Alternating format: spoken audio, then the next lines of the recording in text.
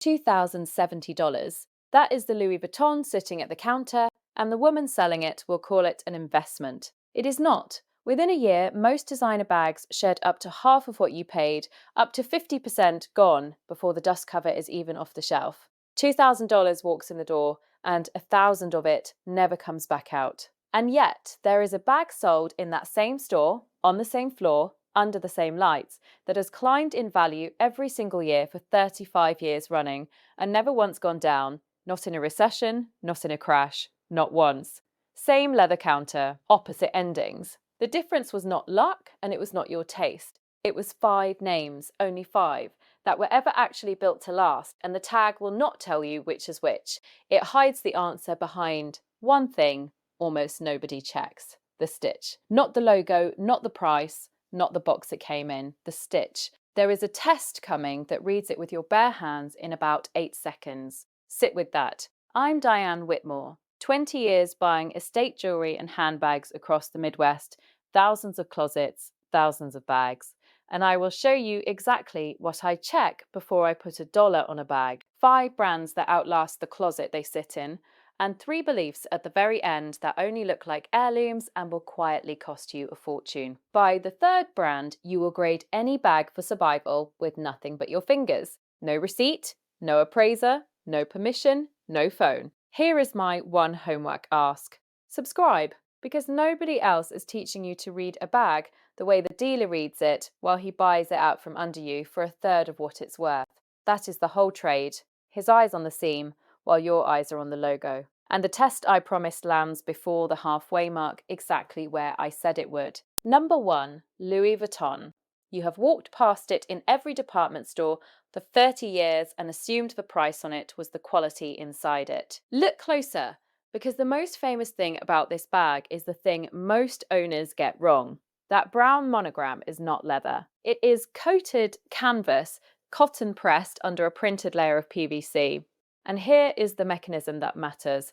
Coated canvas is exactly why the bag survives a downpour your soft calf skin would not.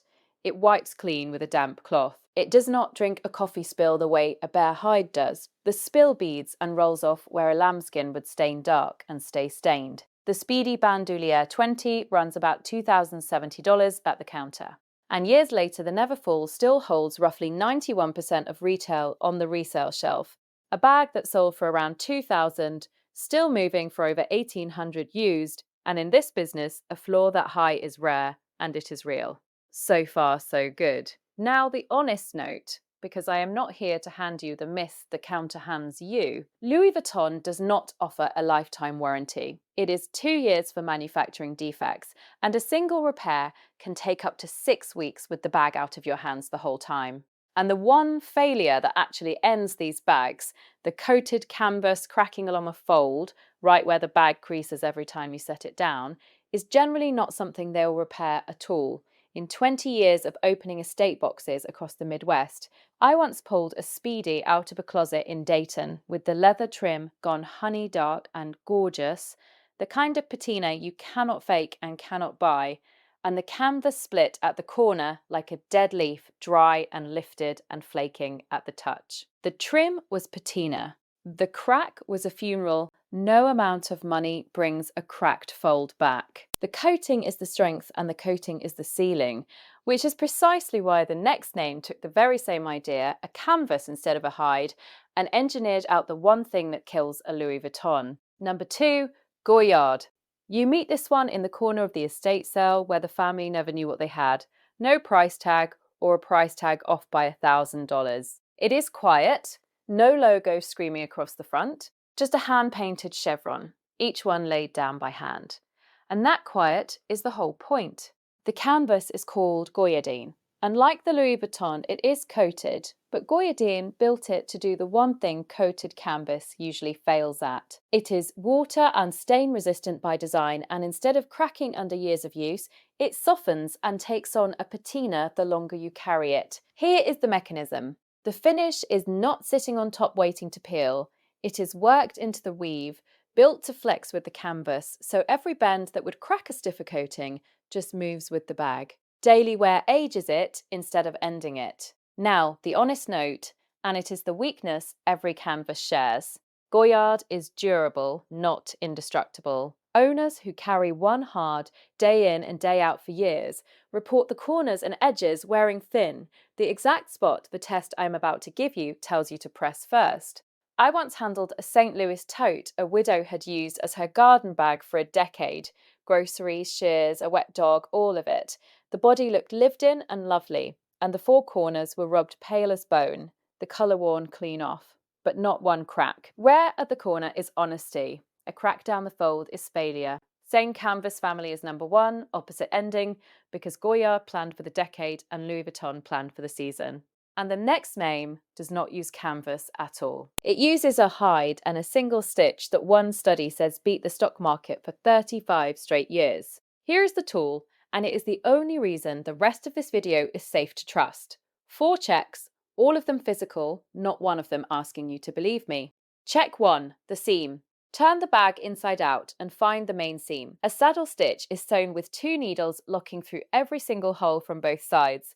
So if one stitch breaks, the 2 threads on either side hold the line. That is why the best of these seams outlive their owners. A single machine lock stitch is one continuous thread pulled through by one needle. Nick it once, snag it on one key and the whole line unzips like a zipper down the side. 2 threads good, 1 thread disposable. Check 2, the corners. Press your thumb hard into the bottom corner and drag it across. On any coated canvas, that is where the finish cracks and lifts first, where all the weight and all the bending land, and if it is already lifting on the shelf, before you have carried it a day, walk. Check 3, the grain. Run a fingernail across the leather. A pebbled, bumpy grain hides a decade of scratches down inside the texture. A smooth, glassy finish shows everyone, and shows it fast one afternoon on a purse floor and it looks its age. Check 4, the repair, the only one you do with your mouth. Ask the counter a single question. Will you fix this bag in 10 years and for how long? 2 years for defects is a very different promise than for life, and the price rarely tells you which one you are getting. You can pay $10,000 and get the 2-year answer. Every brand still standing on this list passes all 4 checks. The 3 beliefs at the very end fail at least one of them on purpose. That is how you will know they were never heirlooms. Hold on to check 4. It decides the entire back half. One thing, and then I am done selling for the day. Those 4 checks are page 6 of the Handbag Value Playbook. Every stamp, stitch, and sold price floor I read before I put $1 on a bag at an estate table. 20 years of it in one checklist you can carry in your bag. It costs less than a single mistake, less than the difference between what a bag is worth and what a stranger will talk you into paying. Link below. I won't bring it up again. Back to the rack. Number 3, and this is the one the whole list bends around. Hermès. Do not decide it is out of your world yet, because the reason it lasts is a technique you can now see with your own eyes on any bag at any price. One artisan builds one Birkin start to finish by hand.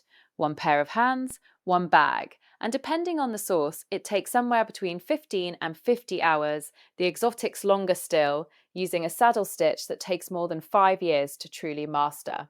In the maker's own words, the amazing thing about the saddle stitch is that if one stitch were to come loose, the rest of the stitches would not be affected. Those seams can last 50 years and more, outliving the woman who bought it and landing on her daughter's arm intact. That is check 1, done at the highest level on earth. Now, the part that gets quoted back to me in every comment section. One study by Bag Hunter tracked Birkin values from 1980 to 2015 and found they climbed an average of 14.2% a year, beating the S&P 500's 11.66%. And burying gold at 1.9. Its best year was up 25% in 2001. Its worst year, 1986, was still up 2.1%. Its worst year was still a gain.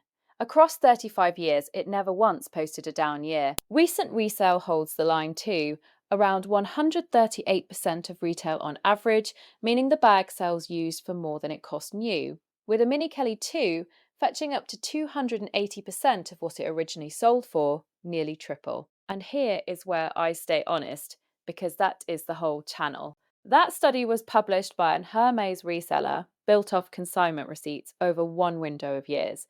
Indicative, not gospel, And it applies to the Birkin and Kelly specifically, not to every bag wearing the stamp. The Togo calfskin is the body, the saddle stitch is the reason, and the next name never appears on a rack at all. It costs more than some used cars, and it survives not on a stitch, but on a skin that refuses to scar. Number 4, Chanel. You will not stumble on this one at an estate sale by accident. Families know what a classic is, and the classic 11.12 opens at about $10,800 today. A bag that sold for a couple $1,000s a decade ago now asks nearly 11. So why is it built to last? One word you can feel with a fingernail: caviar.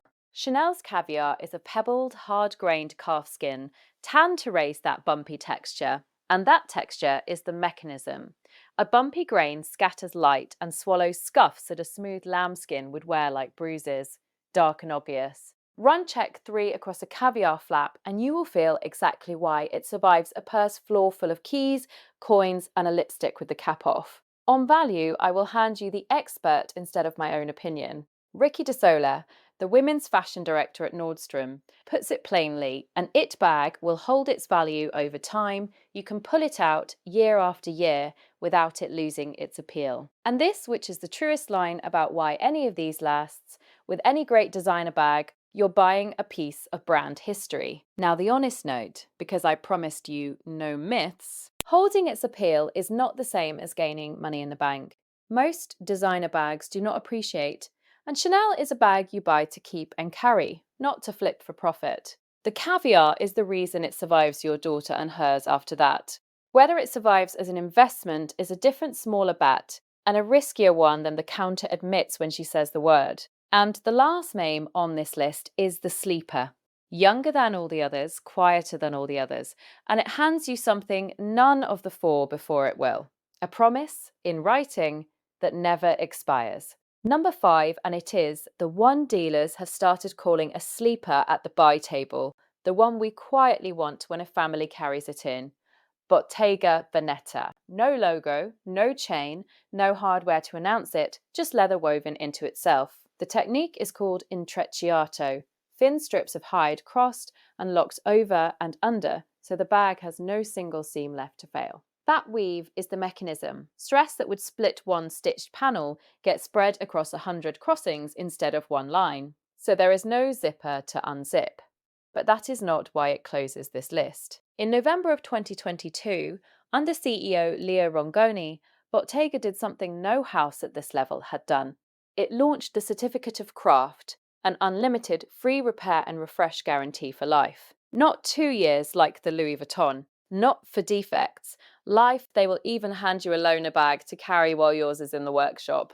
Rongone said the bags are designed to last forever, and unlike most fashion promises spoken across a counter, he put a warranty behind the sentence in writing. A baby sardine opens around $3,400, a fraction of the Chanel's 10,000 plus, with a stronger guarantee than the Hermès. Now, the honest note. That certificate covers new purchases only, not the vintage one you find at a sale.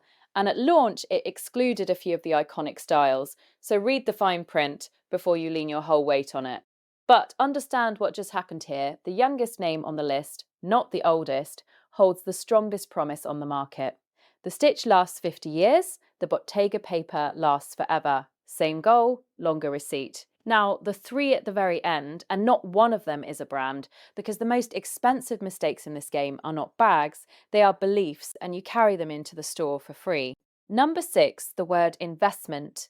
A salesperson says it and it lands like a promise, like a guarantee she has no right to make. It is not. On one major resale platform, only about 15% of luxury bags actually hold or gain value. 15 out of 100, and the rest can shed up to 40% the moment you walk out of the store, and up to half within the first year. Most investment bags are a depreciating asset with a dust cover and a good story. Number 7, the belief that soft, glassy designer leather lasts because it feels expensive in your hand, buttery and rich at the counter. It fails check 2 and check 3 at once. The smooth finishes scar first and scar deepest. The coated ones crack at the fold, and when a Louis Vuitton canvas cracks there, the house generally will not repair it at any price. Feel is not durability. The softest hide in the case is often the first to die. Number 8, and this one stings because I just quoted it to you myself. Do not take a brand's own resale study as scripture. That 14.2% Birkin figure comes from a reseller, off consignment receipts over one stretch of years, with every incentive to make the numbers sing. It is a reason to respect Hermès. It is not a reason to bet your savings or your retirement on a handbag. Here is the one rule underneath all three. If a claim cannot be checked with your own hands or a real sold price receipt, it is marketing wearing the costume of a fact. Put it back on the shelf. So the heirloom list, re-derived, not just repeated. Louis Vuitton lasts because the canvas shrugs off the rain and the coffee and the spill, right up until it cracks at the fold, and then it is finished. Past saving. Goyard took that same canvas and taught it to age instead of break, to soften where the other one splits. Hermès earns the crown on a stitch that holds even when one thread lets go, and it is the only name here the numbers can honestly call an appreciating asset, asterisk and all. Chanel endures on a pebbled skin that hides a decade of living, keys and coins in daily use, and shows none of it. And Bottega, the newcomer, outpromises every one of them with a warranty that never runs out. 5 brands, one system underneath them: the seam, the corner, the grain, the repair. Learn those 4 and you will never need the label to tell you again. You'll already know before you turn the tag over. Here is what changes tonight. You were never the woman who could not afford the good bag. You were the woman nobody ever taught to read one. That is a different problem, and you just solved it for free in the last 20 minutes. Next estate sale, next consignment rack, next thrift table with a bag thrown in a bin. You will be the quiet one who turns a bag inside out, finds the seam, presses the corner, drags a nail across the grain, and knows in about 8 seconds whether it will outlive the person selling it. You will not announce any of it. You will not haggle loud. You will just pay the honest price and carry home the thing the whole room walked right past. The tag will tell you which one you're holding. Most people just never turn it over. So turn one over tonight and tell me in the comments what you find. The brand, the seam, and the price still stuck to the tag, because I read every one and I will tell you whether you are holding an heirloom or an ending. Next time, the one closet staple everybody swears appreciates and almost never does, pick the bag up. The tag will tell you which one you're holding.